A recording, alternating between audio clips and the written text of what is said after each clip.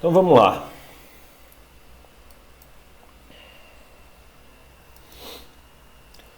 Então eu preparei aqui alguns slides antes da gente entrar nos simuladores do setup, tá? Então tá aqui no capítulo 10 do livro Hardware na Prática, CMOS Setup. A gente veio direto para o capítulo 10 porque é algo que a gente consegue fazer de forma remota, através de software e através de simuladores, já que a gente está impossibilitado de acessar o laboratório por enquanto. Então, CMOS é uma sigla que significa Complementary Metal Oxide Semiconductor. É uma sigla aparentemente complexa, que quer dizer semicondutor de metal óxido complementar. É o tipo do material semicondutor do qual o chip que armazena o setup é constituído. Então, setup, se você traduz setup da língua inglesa para a língua portuguesa, o PTBR, né, quer dizer configuração. Então, o software que a gente acessa para realizar as configurações que são pertinentes na placa-mãe. Então está aqui o exemplo de um chip que está aqui do CMOS, onde fica armazenado o programa de setup, tá? Com essa placa-mãe aqui. O que nós configuramos com o programa de setup são os ajustes da placa-mãe. Tudo aquilo que é possível que a gente ajuste na placa-mãe, a gente consegue fazer através de setup. Não apenas através de setup, mas também existem deep switches, que são interruptores que estão presentes na placa-mãe, e também tem jumpers, que são interruptores manuais, tá? Então são essas três formas através das quais a gente consegue fazer, armazenar, ou melhor, fazer configurações na placa-mãe. Deixa eu fazer essa anotação aqui no arquivo de vocês. 2020. Então, ajustes na placa-mãe, ou nas placas-mãe, são possíveis através de três diferentes mecanismos, que são os deep switches, jumpers e o setup. Já tinham escutado falar nisso? Vou botar vocês aqui, ficar vendo vocês. E as notas? Nem coloquei as notas da segunda turma ainda, Cauã. Estou devendo isso aí para vocês mesmo. Já haviam escutado falar nessas três características, Deep Switch, Jumpers e o Setup? Deep Switches, deixa eu mostrar aqui para vocês enquanto vocês respondem. Só o Setup, Maria Letícia disse que não. Deep Switches. Então são essas chaves aqui, tá vendo? Escrevi errado aqui, não é DUP, é DEEP, mas mostrou da mesma forma. Então, na placa-mãe, no manual da placa-mãe, vem instruções do que cada uma dessas chaves, na posição ON, na posição OFF, configuram, tá? Deixa eu copiar essa imagem aqui, para colocar para vocês. Deep Switches, são esses carinhos aqui.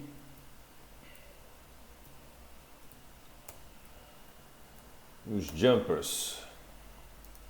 E jumpers são uma chavezinha metálica, uma pequena chave metálica. Opa. Jumpers, mobile. Não.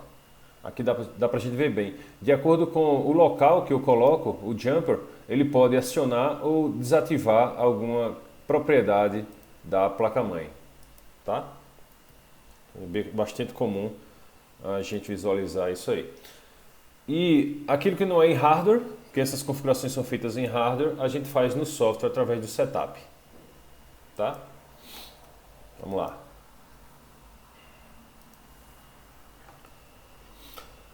Então, o CMOS Setup, lembrar que o nome do programa é Setup e o nome do chip onde ele fica armazenado é CMOS.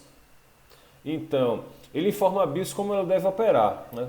O Basic Input Output System, que nós vimos na última aula, 15 dias atrás, que, dentre outras responsabilidades, executa o POST, o Power On Self-Test, que é o autoteste de inicialização, para verificar se todos os componentes do modelo do computador eletrônico digital de John von Neumann estão presentes no dispositivo, no computador para que ele possa funcionar corretamente.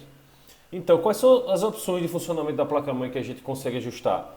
Podemos ajustar a velocidade de memória, velocidade de processador, velocidade de disco rígido, né? Definir a sequência de boot. Alguém já escutou falar nesse termo, sequência de boot? Responde aí para mim. Sequência de boot. O que é essa sequência de boot? Alguém já fez uma configuração de sequência de boot alguma vez no computador? Pode falar, abrir o microfone aí. Maria Letícia disse que ainda não, o Jantas também disse que não.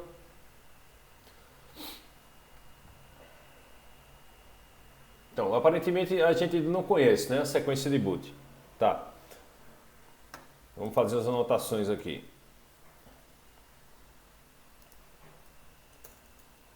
Sequência de boot.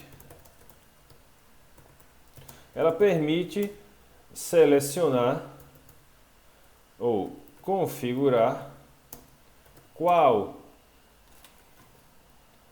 dispositivo armazenará o sistema operacional a ser carregado durante a inicialização do computador. Deixa eu aumentar o zoom aqui para vocês verem, fica melhor. Então, permite configurar qual dispositivo armazenará o sistema operacional a ser carregado durante a inicialização do computador. Sabia que você consegue inicializar um computador sem disco rígido? É possível.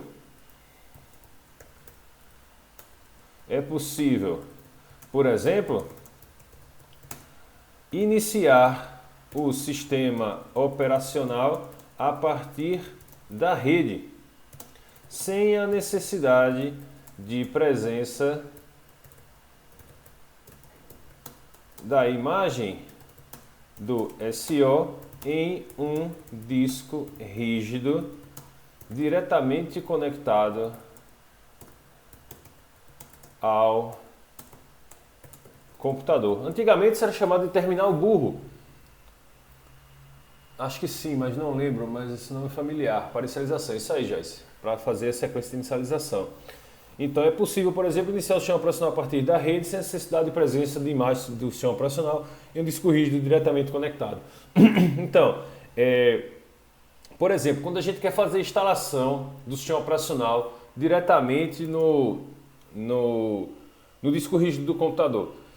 Então é possível que a gente entre no setup para fazer a alteração de qual será o primeiro dispositivo a ser lido em busca do sistema operacional. Se a gente compra uma máquina nova e essa máquina não veio equipada com o sistema operacional, compramos um novo HD, ele não veio equipado com o sistema operacional, a gente precisa, a forma mais rápida de você inicializar o sistema operacional, né, sem precisar de conectividade, é gravando o sistema operacional diretamente no disco rígido do computador. Também é possível você fazer essa inicialização do sistema operacional com a imagem dele, que está gravada no pendrive, com a imagem dele que está gravada num CD, num DVD, caso ainda o computador que você adquira tenha leitor desses dispositivos, CD e DVD. O mais comum atualmente é a gente fazer essa carga do sistema operacional durante a instalação com um pendrive.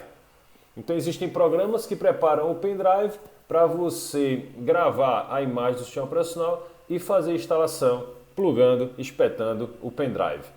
Tá ok, pessoal? Estão entendendo até agora? Responde aí.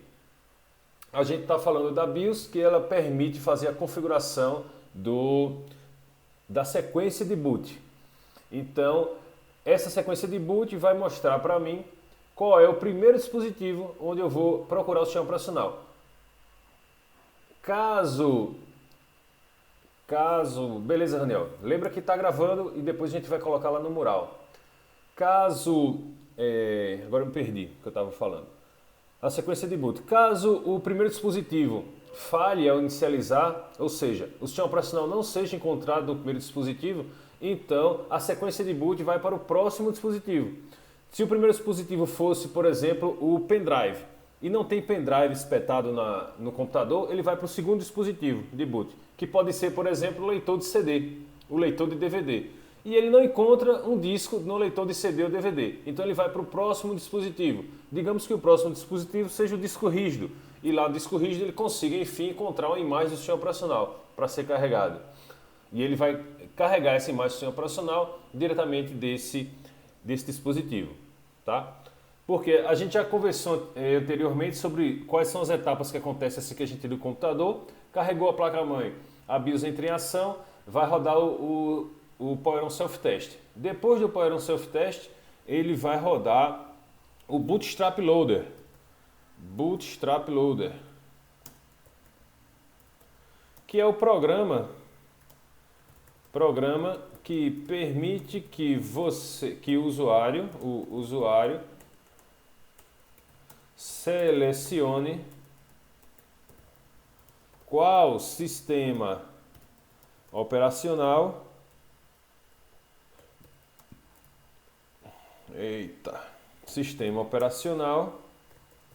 ele deseja carregar.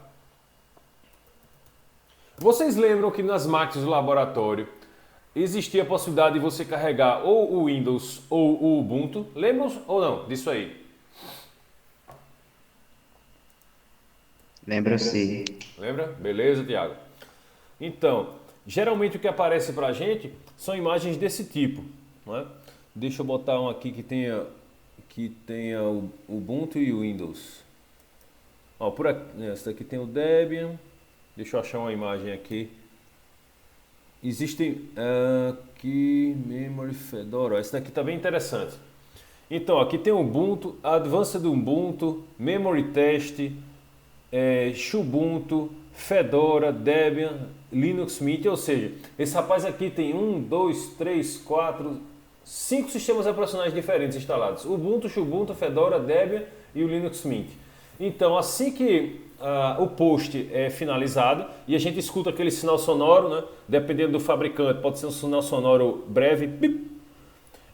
O que é apresentado na tela para a gente? É apresentado o Bootstrap Loader, que é o carregador de auto-inicialização.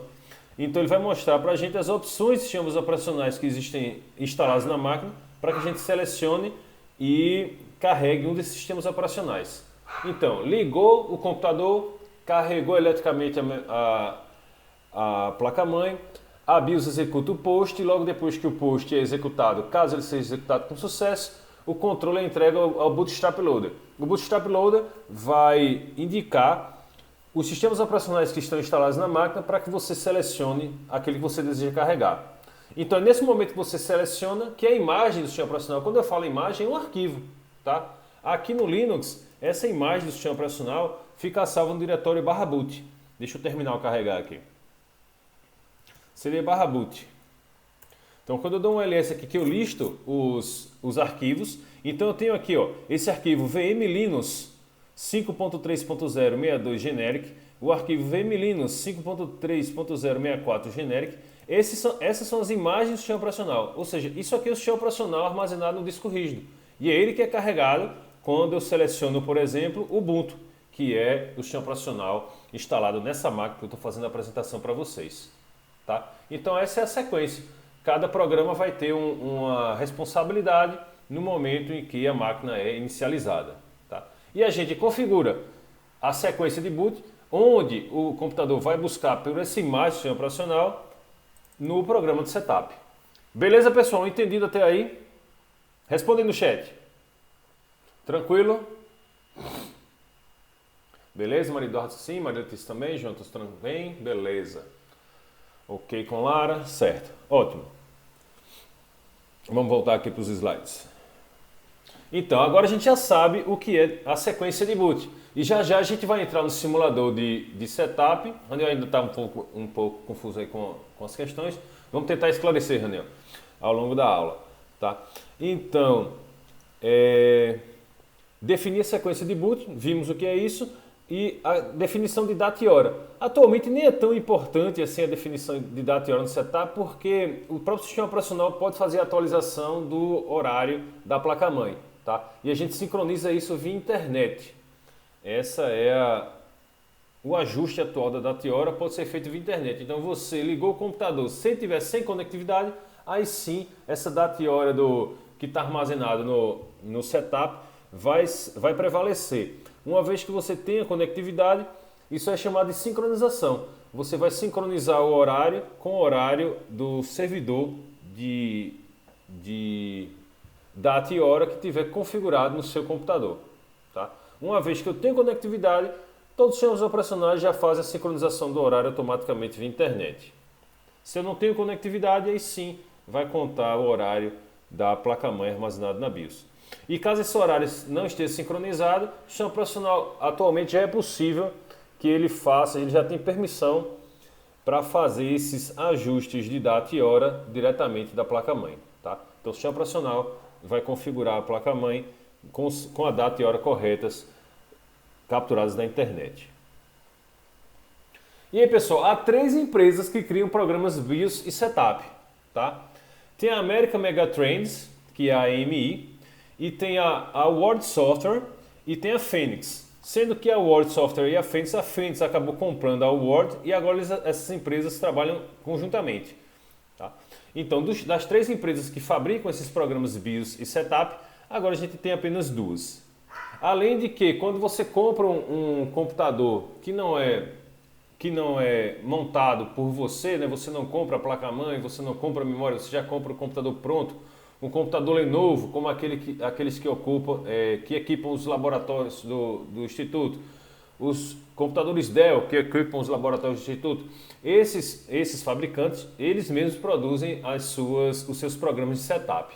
Tá? Então a gente vai tanto ver um simulador da Phoenix hoje, quanto ver um simulador da Lenovo, para os ajustes de configuração da placa-mãe. Ok? Segue. Então há muitas semelhanças de BIOS e setups de diferentes fabricantes. Tem algumas diferenças, mas boa parte deles é muito semelhante no que é possível configurar nas placas-mãe. Tá? As configurações de BIOS e setup são mantidas com a bateria da placa-mãe. Então você faz um ajuste, por exemplo, você salvou que a sequência de boot vai ser pendrive, leitor de CD e DVD, disco rígido e rede. Então, assim que você liga, a placa-mãe vai procurar pelo sistema operacional nesses 4 dispositivos.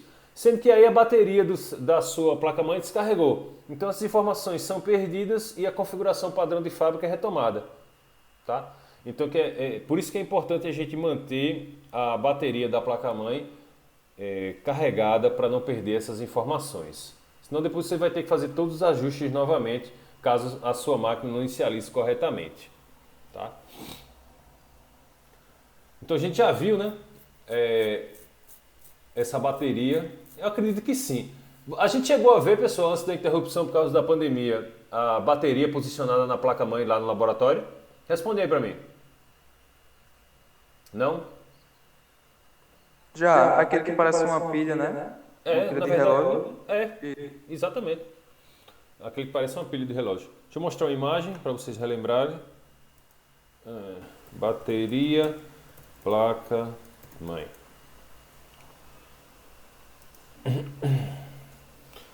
Então tá aqui, né? Algumas imagens da bateria.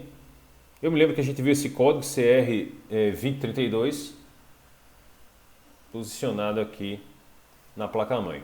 Tá? Então essa bateria que vai alimentar as informações que são armazenadas durante os ajustes quando a gente executa o setup. Se essa bateria estiver descarregada, toda vez que a gente desligar e ligar o computador, as configurações que foram feitas no setup serão perdidas e a gente vai ter que refazer essas configurações. Lembrou? Beleza, Thiago? Show!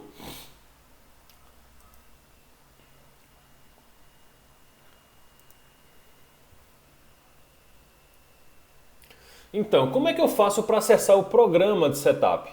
Isso vai depender do fabricante, tá? Geralmente o que a gente faz é pressionar algumas teclas.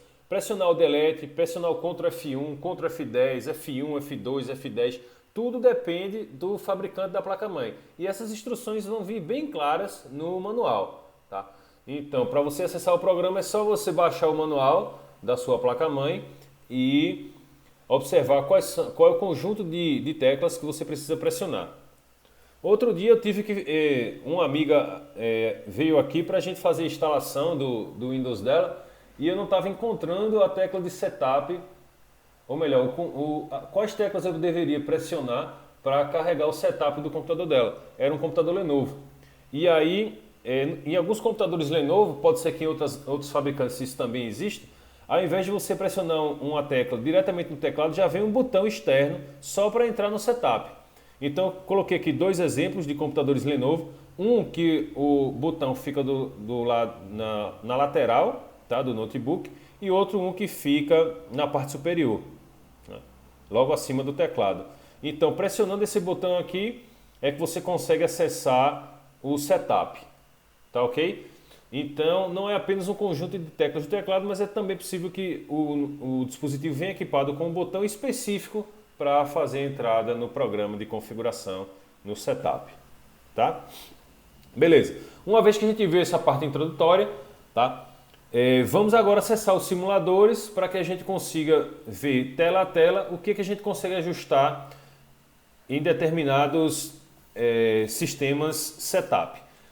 Então, inicialmente, o primeiro que nós vamos ver, deixa eu pegar aqui, vou colocar agora essas informações no arquivo de anotações de vocês também, tá? Simuladores BIOS. O primeiro que a gente vai ver, vou colocar no chat também o link para vocês acessarem e colocar aqui no arquivo de anotações de vocês. Então, simuladores de BIOS. O primeiro que a gente vai acessar é o Phoenix, é esse aqui. Deixa eu colocar no chat para vocês. Pronto, tá lá no chat. Ele é bem completo, tá? É um simulador que foi escrito em JavaScript para apresentar a boa parte das telas que aparecem de configuração quando o fabricante da BIOS, não é? Quando o fabricante do sistema setup é a Phoenix. Lembrando que tem 3 fabricantes e 2 deles se fundiram. A Word se fundiu com a Phoenix e tem a AMI, que é a American Megatrends Inc. Então, clicou aqui, está no arquivo de anotações também, né? Se você quiser acessar o arquivo de anotações, deixa eu pegar o link aqui para colocar também para vocês. Tá aí o link do arquivo de anotações no chat da aula, se quiser acessar diretamente. E esse link também já está lá no nosso mural, né? Nosso arquivo de anotações. Beleza. Então vamos lá. Então clicou aqui, abriu o simulador.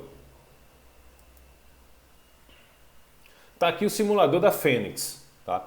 Então, aqui a gente acabou de... O que a gente está simulando? A gente acabou de ligar o computador, pressionou a tecla para acessar o setup e a gente entrou no setup. A primeira tela que a gente vai ver é a tela principal, main, aqui em cima, tá? Tela principal.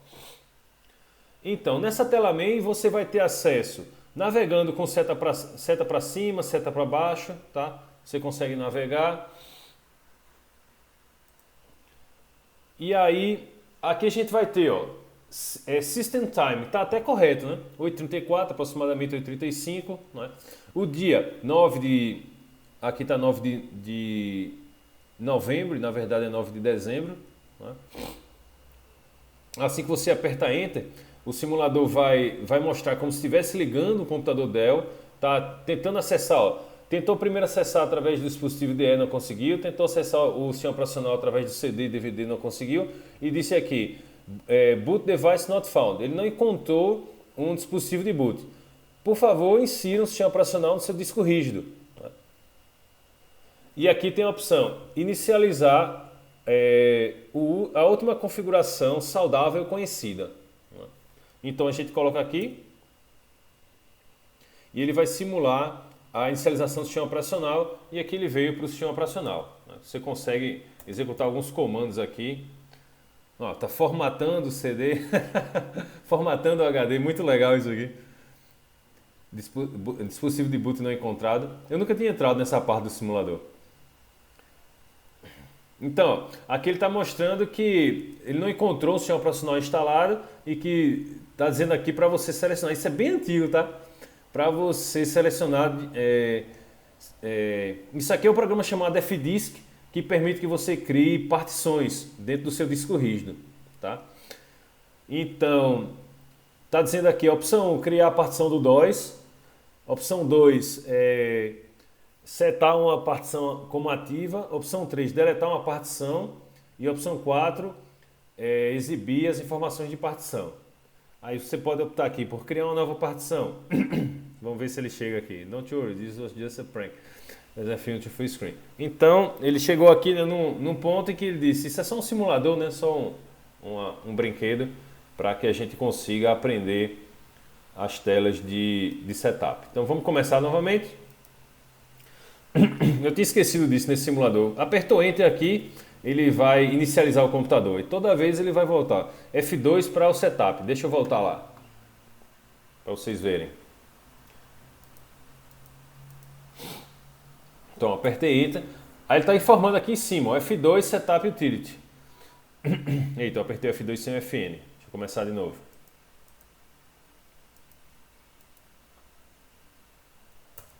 Deixa eu ver se quando eu aperto F2 ele entra no setup.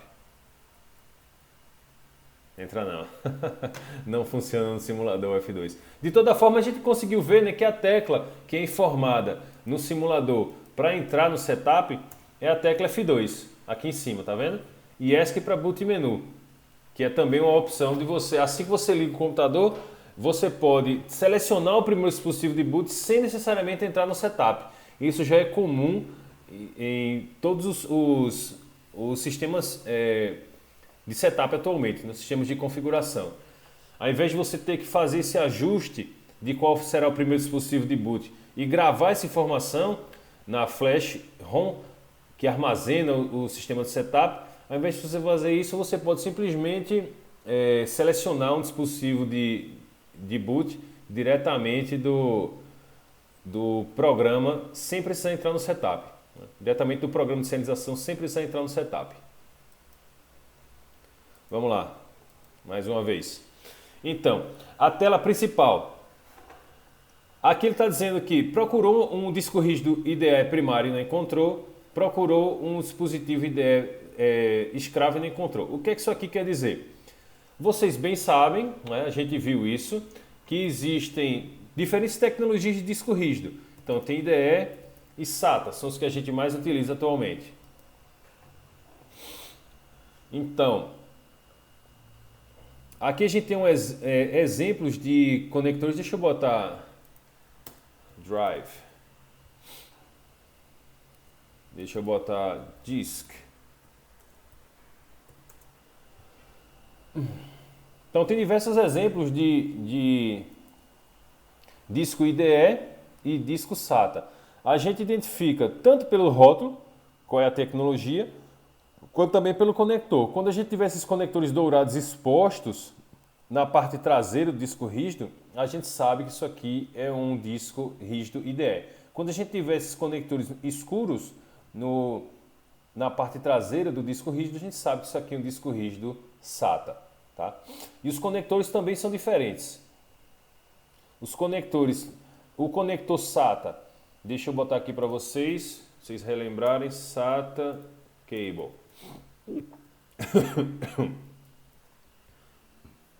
Esse daqui é o conector SATA, né? É um conector mais estreito, tá? Ele aparece de diversas cores, né? Pode ter a cor preta, vermelha, azul, amarelo, eu já vi todas essas cores, tá? Então esse é o cabo que a gente conecta na parte traseira do disco rígido e que é levado na outra extremidade para a placa-mãe, tá? Já o cabo IDE, ele vai ser mais largo, tá aqui, alguns exemplos, vai ser mais largo, tá? E vai funcionar da mesma forma, uma das extremidades eu vou plugar atrás do disco rígido e a outra extremidade eu vou plugar diretamente na placa-mãe. Para que quando o processador quiser acessar as informações que estão armazenadas no disco rígido, ele possa fazer isso através da placa-mãe. Afinal de contas, a placa-mãe, né, representa os barramentos no modelo do computador eletrônico digital de John von Neumann que nós estudamos. Tá? Então, vamos imaginar que você tenha dois discos rígidos no seu computador. Né? Então, aqui aparece o disco rígido nesse simulador que está carregado aqui na porta SATA 2. Ele vai ser um disco rígido da marca Samsung. E na porta SATA 1 está conectado um leitor de DVD que eu consigo observar facilmente pela presença da sigla DVD aqui, né? Associada a SATA 1.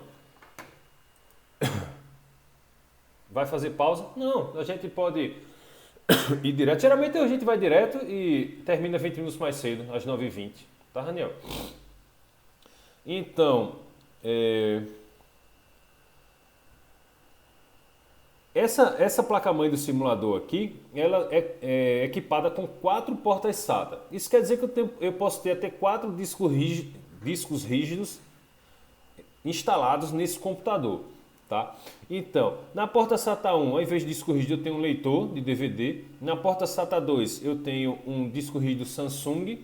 Tá? Já na porta SATA 3, o sistema setup não detectou nenhum dispositivo conectado, tampouco na porta 4. Tá? Então, são essas informações básicas que a gente consegue encontrar nesse simulador. Tá? Aqui embaixo, todos os sistemas BIOS, quando você entrar, eles vão apresentar na parte de baixo da tela um conjunto de explicação de quais teclas você precisa selecionar para navegar nesse sistema. Então, selecionar o menu para a direita ou para a esquerda, né? Selecionar o item para cima ou para baixo, apertar Enter, selecionar um submenu e para sair e salvar, pressionar F9. Tá? Sendo que essas teclas aqui nesse simulador, elas são só enfeite, elas não vão funcionar. Se a gente apertar Enter em qualquer dessas opções, a gente não vai entrar nessas opções. Tá? Já quando a gente for acessar o simulador da Lenovo, a gente vai conseguir entrar nas subseções do sistema BIOS. Então essa é a primeira tela, a tela main, a tela principal. Clicou para a direita, você vai conseguir entrar em avançado.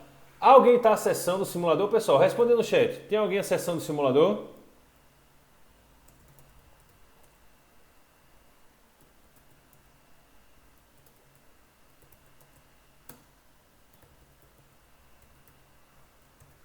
Lembre-se que você pode acessar do celular também, tá? O simulador. Ele vai abrir no navegador tranquilamente e você vai conseguir acessar. Já disse que tá, Maria Letícia ainda não. Né? Quem mais, pessoal? Responde aí. Tá conseguindo acessar ou não tá? O simulador. Eu não tô conseguindo entrar no site. Tem um problema de hit lá. Não tô conseguindo entrar no link que o senhor mandou. Ora, que estranho. Jonathan disse que tá, Rainer disse que tá, Lara também tá. Tranquilo. Quem tá respondendo aqui, boa parte tá conseguindo, né? Conseguiu, o Manuel também conseguiu. Não entra, mas não muda de aba. Tá acessando pelo celular, Thiago? Pelo céu, Porque aí fica assim a possibilidade de você botar para a direita ou para a esquerda, né? Entendi. Bem lembrado. Deixa eu tentar acessar aqui no celular também para ver a dificuldade de vocês.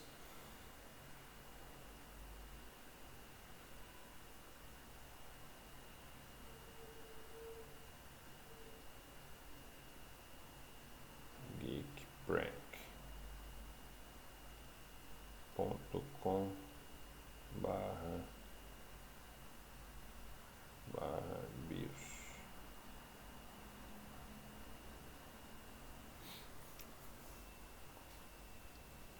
Pronto, estou acessando aqui também pelo celular. Deixa eu dar uma olhada. Quando você clica nos botões não vai. E você não tem como ter acesso ao teclado aqui, né? Para poder fazer os cliques.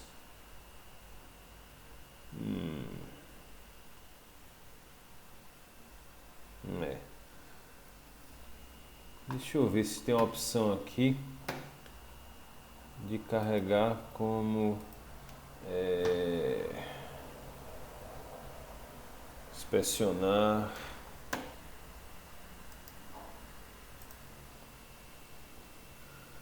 Eu não sei se eu mostrei já para vocês, eu mostrei em alguma aula, não sei se foi com vocês.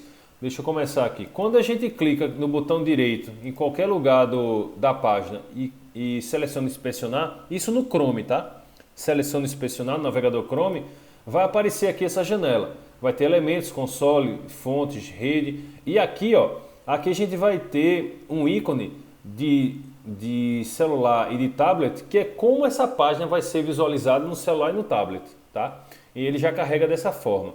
Então, a partir de agora, é como se a gente estivesse navegando no navegador do celular, tá? E aí, realmente, a gente não consegue se mexer aqui se não for apertando as teclas do teclado. O simulador é preparado apenas para funcionar em computador, não em dispositivo móvel, tá? Realmente tem essa limitação.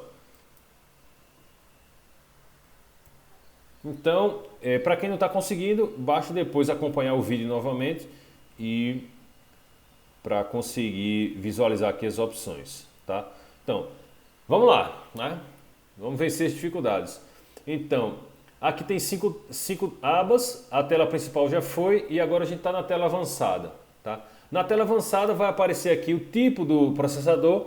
Então, esse simulador está equipado com o Intel Core i2 Quad. Esse é a CPU, ele tem 2.40 GHz de clock, né? É capaz de executar 2.4 bilhões de operações por segundo. Tá aqui a velocidade da CPU, está com 2.4 GHz e a velocidade correspondente da memória é de 1066 MHz ou 1.066 GHz.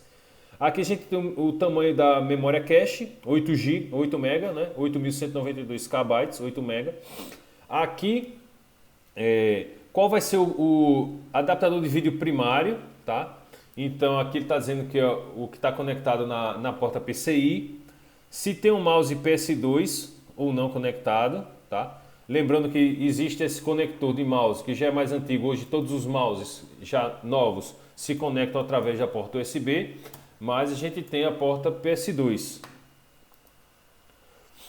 que é essa porta aqui, roxa para o teclado e verde para o mouse, tá?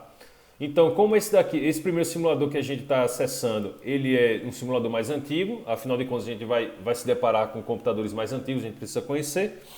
Então, apresentando aqui para vocês, né? Controlador PATA, que é de disco rígido paralelo, IDE, computador e controlador SATA. O que são esses controladores? Se você desabilitar um desses controladores, ele vai perder o suporte para esse tipo de tecnologia. Então, se por acaso você comprou um novo disco, né? Seu disco anterior era um disco IDE, e aí você comprou um disco SATA porque sua placa-mãe comporta, existe um conector SATA na sua placa-mãe e você optou por trocar para um conector SATA. Então você tem que vir até a BIOS, caso esteja desabilitado, e habilitar o controlador SATA. Se ele estiver desabilitado, você não vai conseguir acessar o seu disco rígido. E aí já serve também para o processo de resolução de problema, tá? Então, se você migra de disco rígido, migrou de IDE para o disco rígido SATA, se isso não tiver já configurado automaticamente no seu sistema de setup, você vai ter que entrar no sistema de setup e fazer esse ajuste manual, tá? Para dar suporte àquele novo tipo de disco rígido. Então aqui, ó, placa de rede onboard. Então está habilitada. Enabled quer dizer habilitado, disabled quer dizer desabilitado, tá? Então conhecer também essa nomenclatura em inglês. Toda vez que algo tiver marcado como enable está habilitado e disable está desabilitado. Então a placa de rede está habilitada, onboard, não é? Aí existe também a possibilidade, lembra que eu disse que você pode inicializar o sistema operacional através da rede? Então existe um sistema chamado boot-ROM, LAN boot-ROM, que é o que permite que você inicialize o sistema através da rede. Se ele estiver desabilitado, você não vai conseguir fazer essa inicialização através da rede, tá? Onboard 1394, se eu não me engano, 1394 é uma porta chamada de FireWire. É uma porta que era usada, por exemplo, por câmeras digitais para passar informação, né? Existia esse conector FireWire para você passar as informações. E aqui bem importante é você configurar uma senha de acesso ao setup. Tá? Isso vai impedir que algum visitante, né, imagine nos laboratórios de universidades, então você não vai querer, né, que os usuários dos laboratórios tenham acesso ao sistema de setup, porque eles podem desconfigurar o setup e aí fazer com que a máquina não fique inicializável. Então você pode ajustar uma senha tanto de supervisor quanto de usuário. Qual é a diferença de uma senha de supervisor e a senha de usuário?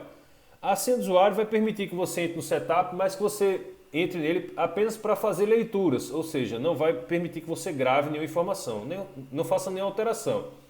Já a senha de supervisor é a senha que permite que você faça alterações. Tá? Então, uma senha é para visualização e outra senha para fazer modificações. Tá? E aqui também, se a placa de áudio on-board está ativada ou não, está aqui como automático. Se ela estiver presente, ela vai estar ativada. Então isso é o que a gente encontrou aqui na tela Advanced. Vamos para a tela Security. Então aqui é onde você vai conseguir fazer os ajustes das senhas. Tá?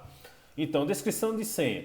Se somente, vê que interessante, ó, se somente a senha do administrador estiver configurada,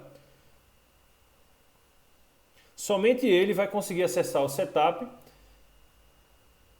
e ela vai ser apresentada quando o usuário estiver entrando no setup.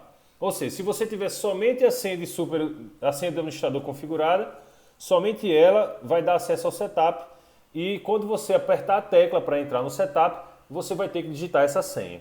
Tá? Se somente a senha do usuário estiver configurada, isso é uma senha de inicialização e deve ser inserida para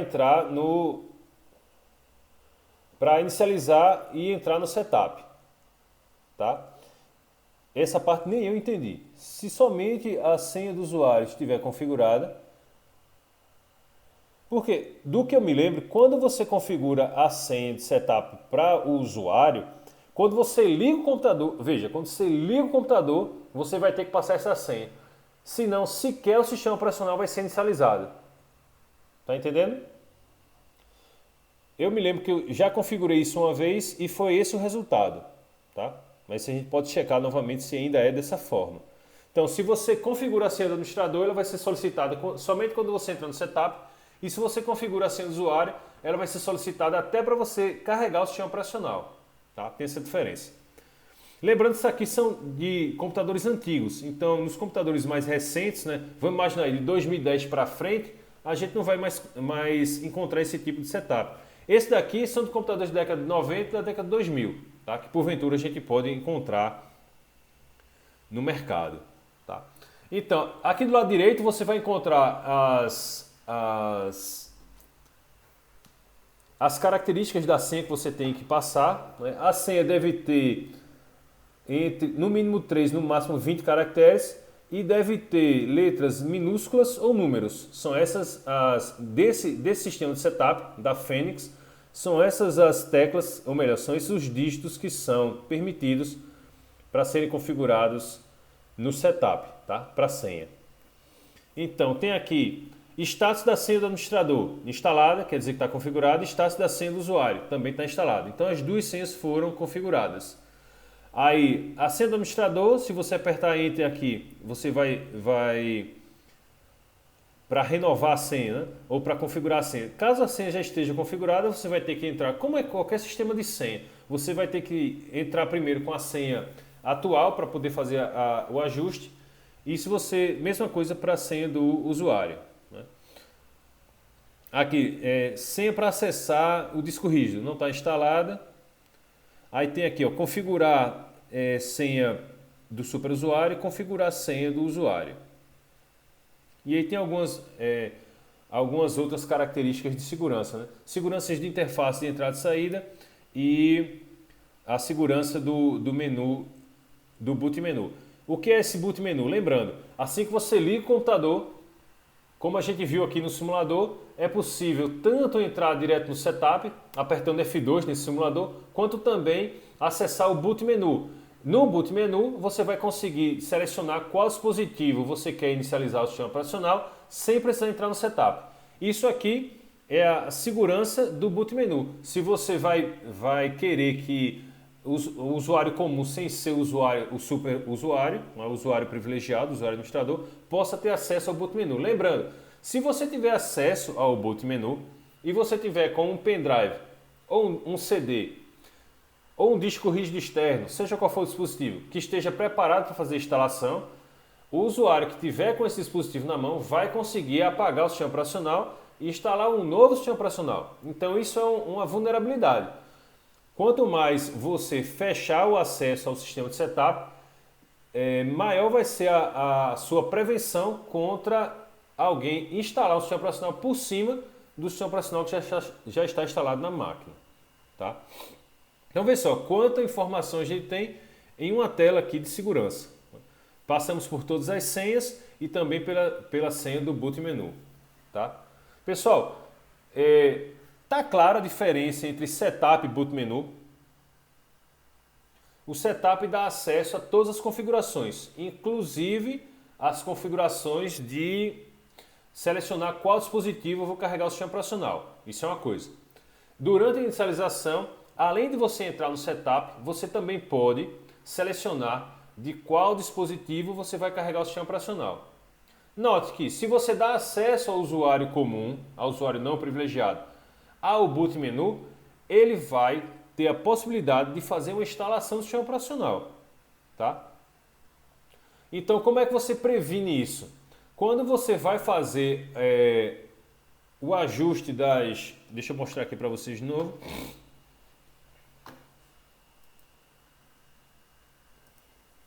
Cadê o slide? Quando você vai fazer o ajuste da sequência de boot, tá? Você comprou um novo equipamento, o equipamento não tem no sistema operacional, o que é que você faz? Você configura a sequência de boot para inicializar do pendrive. E aí você pluga o pendrive com o instalador do sistema operacional e faz a instalação. Depois que você finalizou essa instalação, o que é que você faz? Você desabilita todas as opções de inicialização e deixa apenas a opção de inicialização do disco rígido. Isso cria um mecanismo de segurança que evita que um usuário faça uma nova instalação do sistema operacional, uma instalação inadvertida, ou seja, uma instalação não permitida. Tá? Então, esse é o ajuste que você deve fazer em um campus universitário, em um escritório, né, em supermercado, seja lá qual for o destino de utilização do computador que você está fazendo a instalação, você deve colocar, depois da instalação do sistema operacional, apenas o acesso ao disco rígido na sequência de inicialização. Não permitir que inicialize do pendrive, não permitir que inicialize de um DVD ou um CD, não permitir que inicialize da rede. Tá? Isso faz com que a sua instalação do sistema operacional fique segura e que um usuário inadvertido não sobrescreva a instalação do sistema operacional que você fez. Tá? Mesma coisa do boot menu. Deixa eu mostrar uma tela do boot menu aqui para vocês. Boot menu. Então, assim que você liga o computador, se você dá acesso ao boot menu, olha essa imagem aqui, boot menu. Tá? Então, quando liga o computador vai exibir tanto a tecla que você deve pressionar para entrar no setup, quanto a tecla que você deve pressionar para entrar no boot menu. Tá? Então, se você configura a senha do setup, então usuários não privilegiados não vão ter acesso ao setup para mudar a sequência de boot. Mas você dá acesso ao usuário a entrar no boot menu, ele vai conseguir inicializar o sistema operacional de outro dispositivo, como por exemplo Removable Devices. O Removable Devices aqui são os pendrives, tá? Dispositivos removíveis, que você pode plugar e desplugar. Disco rígido, CD-ROM, Network Boot, tá vendo? Então, se você não tira essa possibilidade do usuário acessar o boot menu, não adiantou de nada você ter colocado senha no setup, porque ele vai conseguir inicializar o sistema de um outro dispositivo que não do disco rígido, que aqui é o 2, onde você instalou o sistema operacional. Tá? Então, por que a gente coloca essas senhas? Por que a gente tira a opção de boot menu? Para evitar que o usuário não permitido, sem permissão, um usuário comum, que não foi o administrador da máquina, possa sobrescrever o sistema operacional que está instalado. Isso ficou claro, pessoal? Responde no chat. Está clara a questão do boot menu? Yep.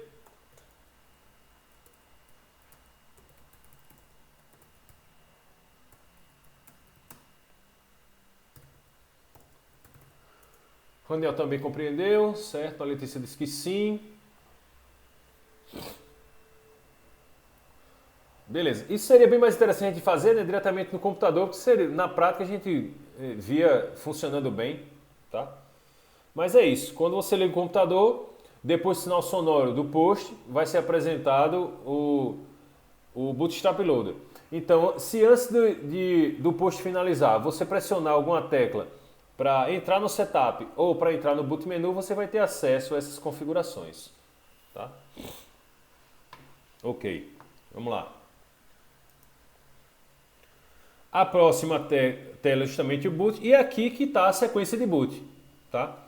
Então, nesse simulador aqui a gente tem o primeiro dispositivo de boot é o disco rígido, o segundo CD, o terceiro a rede, o quarto um disco rígido USB, o quinto um disco flexível USB, a USB Key, que é um pendrive, e um leitor de CD ou DVD USB. Então note que depois das opções 1, 2 e 3, tudo aquilo veio com dispositivos USB removíveis.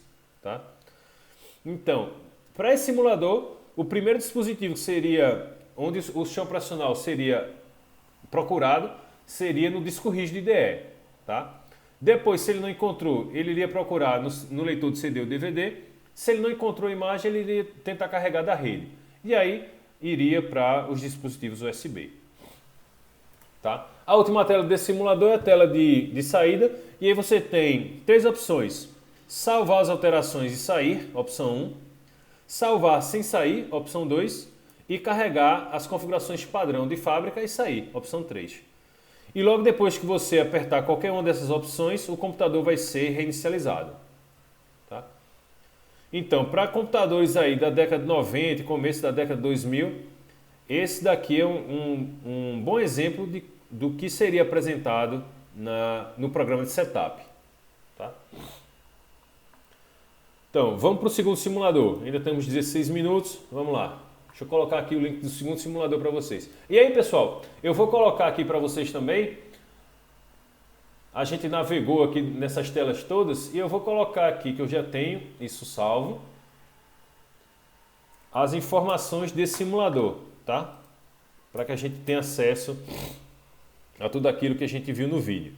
Então aqui está em formato de texto, uma explicação do que a gente pode fazer de configuração de cada uma das telas, beleza? Na tela Main, na tela Advanced, na tela Security, na tela Boot e na tela Saída, na tela este. Tá? Então isso nos leva ao segundo simulador, os simuladores da Lenovo. Esse daqui é um simulador mais avançado. Tá? A gente vai conseguir navegar melhor nele. Então tá aí. Deixa eu copiar aqui o link para colocar no chat para vocês. Vamos ver como é que ele funciona no celular. Vamos lá. Carregar aqui também. Carrega daí que eu vou carregar daqui. Download.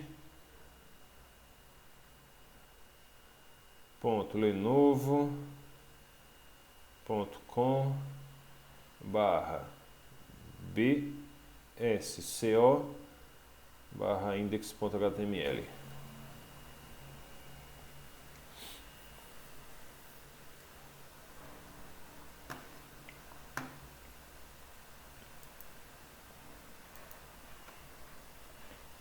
Então, isso nos traz essa tela aqui que veio. Aqui eu tenho diversos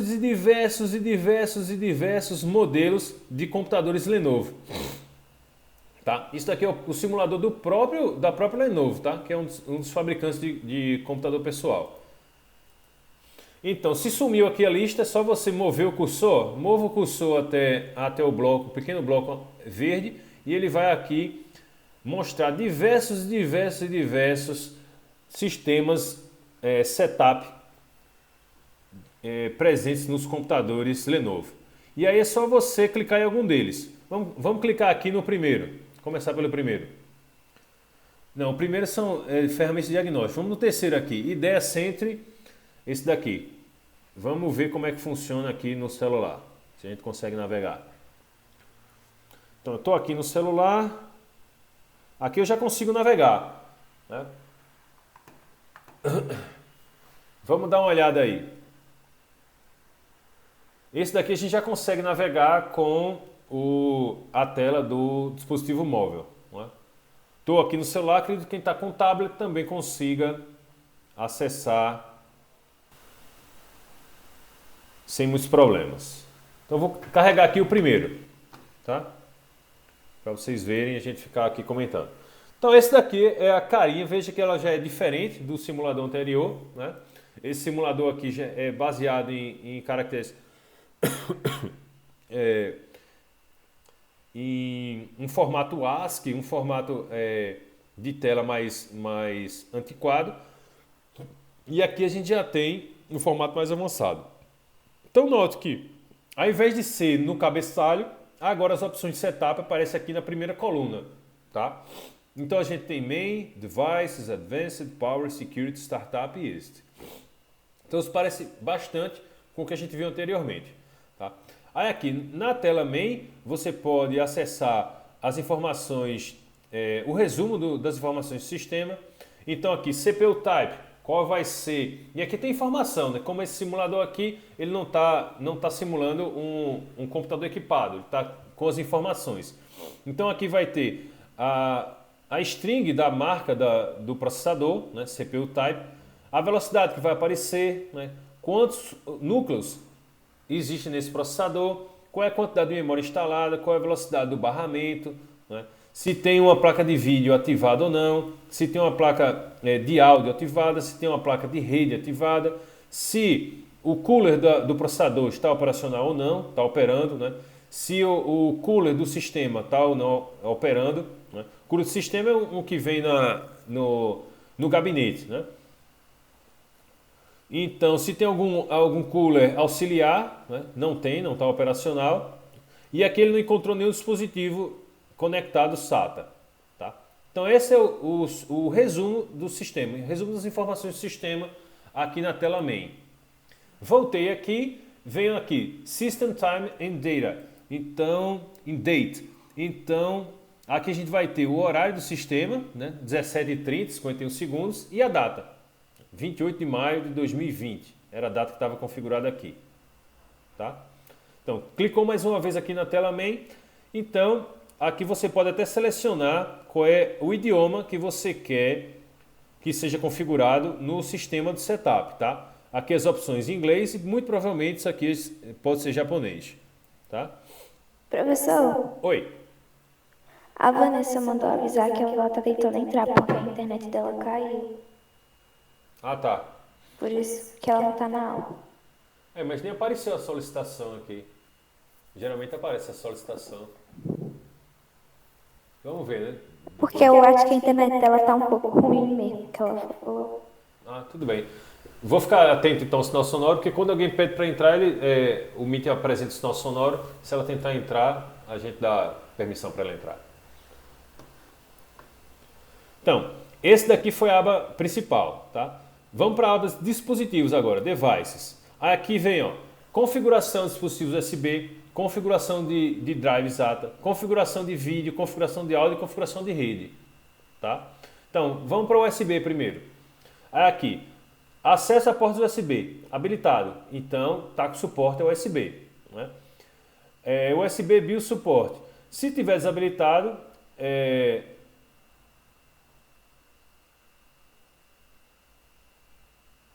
então, dispositivos como teclado ou mouse USB não serão, podem não estar acessíveis ao uso sem o suporte do drive do dispositivo. O que isso quer dizer? Se isso aqui estiver desabilitado e você comprou um mouse novo, plugou o mouse e o sistema operacional não tiver um driver já configurado para aquele dispositivo, pode ser que ele não funcione, tá? Então aqui a gente tem uma opção para habilitar ou não o acesso às portas USB, ou seja, elas estarão ou não energeticamente carregadas quando o computador for ligado, e se vai ou não ter suporte nativo da BIOS aos dispositivos USB. Se você prefere que o sistema operacional que dê o suporte ao driver, tá? Senão, quem vai dar suporte ao driver vai ser diretamente a BIOS. Então esse é o setup USB. E aí a gente vem para os discos rígidos, né? SATA, controlador SATA está habilitado. E aqui qual vai ser o modo do controlador SATA? Isso aqui a gente vai estudar mais na frente, tá? O que é o AHCI. Por enquanto, o que interessa aqui para a gente nesse momento é saber que a gente pode desabilitar ou habilitar o driver SATA. E note, quando você desabilita um dispositivo, as opções avançadas daquele dispositivo elas somem, já que ele está desconfigurado, tá? Não está habilitado. Então isso aqui são os controladores SATA, os discos rígidos, né?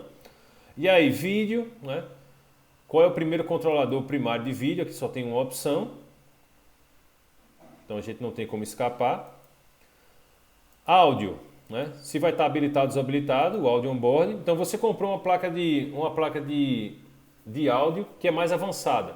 E aí você pode entrar no setup e desabilitar a placa de áudio on-board para evitar que exista algum conflito, tá? Então, comprei uma placa off-board de áudio, ela é mais poderosa. Eu vou editar áudio, editar som no meu computador, então eu posso optar por comprar uma placa de áudio mais poderosa e desabilito a placa de áudio on-board, caso ela não tenha as características que eu desejo. E rede é a mesma coisa, né? Se o controlador é internet on-board, então se a placa de rede on-board vai estar habilitada ou não, né? Comprei o meu computador veio equipado com uma placa on-board de 100 megabits por segundo e eu comprei uma placa giga.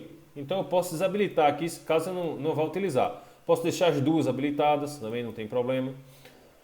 O PXE, se eu quiser ou não que o computador possa ser inicializado através da rede, então eu deixo essa opção. Lembra que tinha essa opção também no setup anterior, PXE Option Room. Então, se eu deixar isso aqui habilitado, eu vou possibilitar que o sistema operacional seja carregado através da placa de rede, tá?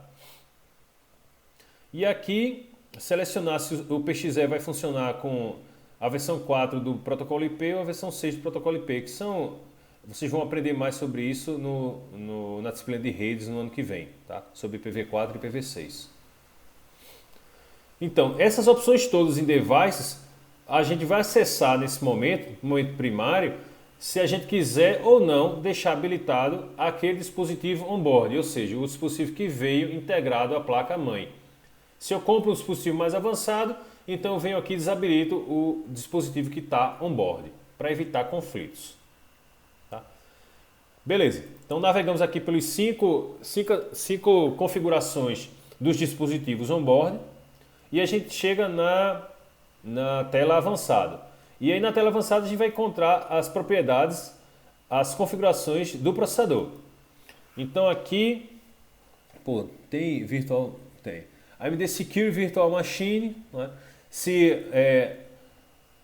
Isso aqui é importante, pessoal. Se você for fazer instalação de uma máquina virtual, vai instalar o VirtualBox ou qualquer outro programa que permita que você instale um sistema operacional dentro do outro, essa Virtualization Technology, tá? Vai ter que estar habilitado.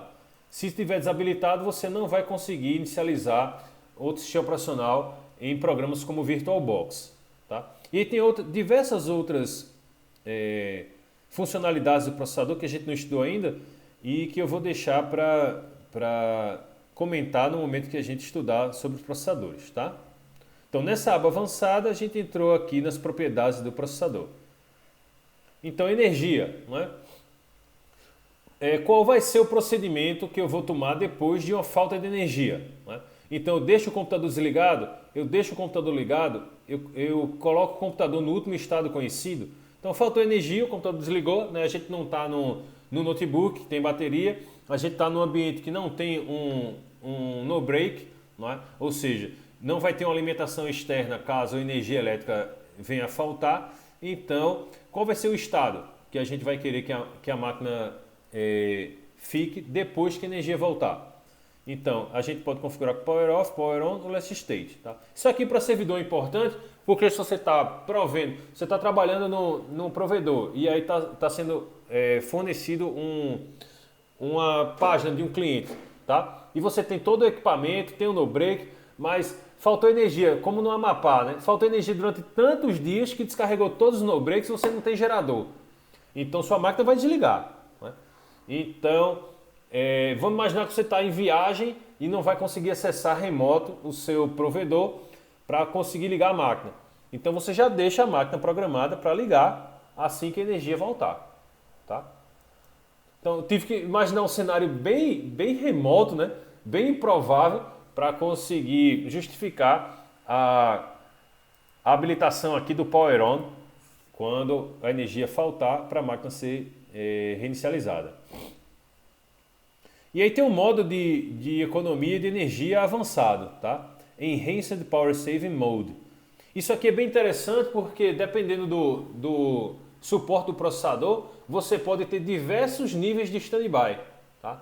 Por exemplo, você deixou o notebook ligado e está sem fazer nenhuma operação ali durante 1 hora. O que acontece? O processador começa a desabilitar algumas partes dele para economizar energia.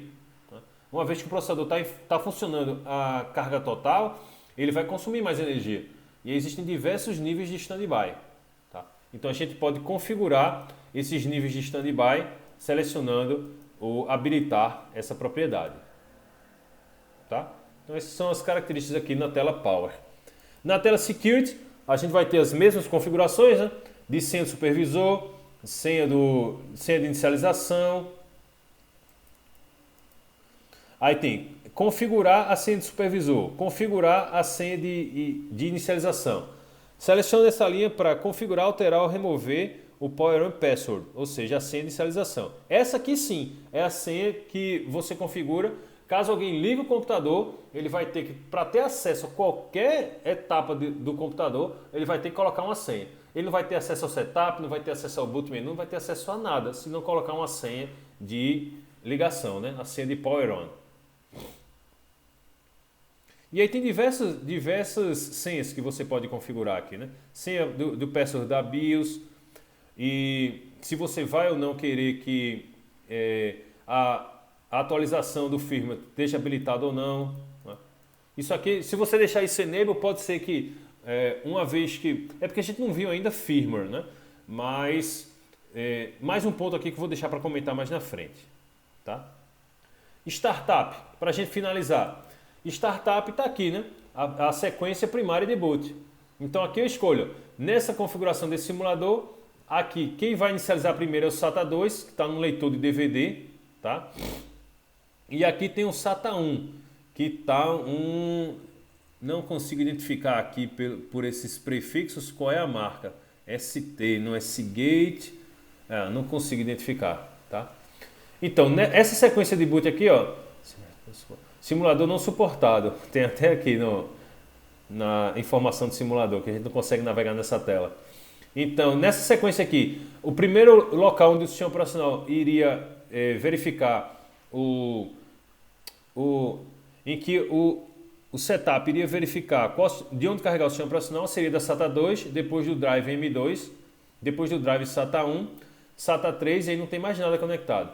E aí eu poderia inicializar da rede, de um dispositivo USB, de um leitor de CD USB ou qualquer outro dispositivo. Tá? E a tela de saída tem as três opções. Né? Salvar as alterações e sair, descartar as alterações e sair e carregar essa aqui é até interessante, carregar as opções ótimas. Né? Restaurar ou carregar as opções default de todas as opções do setup.